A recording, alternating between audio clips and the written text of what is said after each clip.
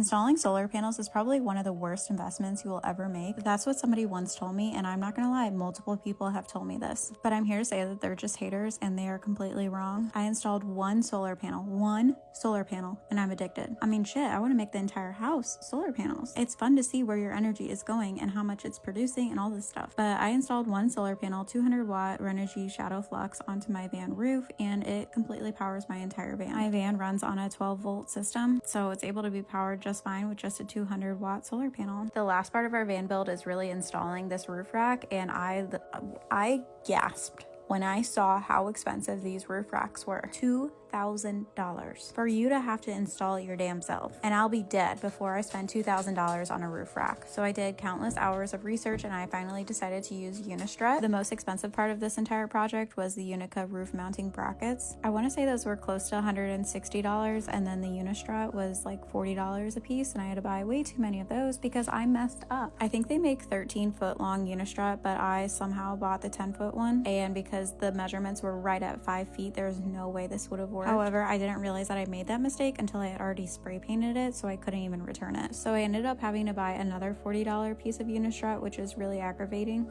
First off, I want to say I am so sorry to electricians, whoever has to use these little channel nets. Oh my god. The little spring on the bottom would get stuck in the holes on the bottom of the Unistrut, and then it would fling itself in between into the dead space between both of the channel nets. It was just a really tedious process, but honestly, putting all this together was really fun, but also scary because I was like, well, what if this fails? I mean, this is literally just 4 pieces of metal holding this solar panel on, and if this solar panel flies off, it could be deadly. So I feel a lot of liability whenever I am installing this, hence why it took me so long to do this project. I was getting really aggravated with these channel nuts because every single time I twisted them on, they would start to twist in the channel and then they would become crooked, which meant that it didn't have all 4 points of contact, which is super dangerous. But I persevered and I made sure to finish it. However, I went upstairs for a bathroom break and look at my dog's paws. It's that time of year in St. Louis. Once I configured the solar panel down on ground level, we hoisted it up into the air, about 10 feet up in the air, where I did the same exact process and I connected the 2 Unistrut to each other. I'm super excited about using this Unistrut because I can configure it however I want. So later down the road, I know I'm going to want to add another solar panel. And David really wants a roof porch, so we'll think about it.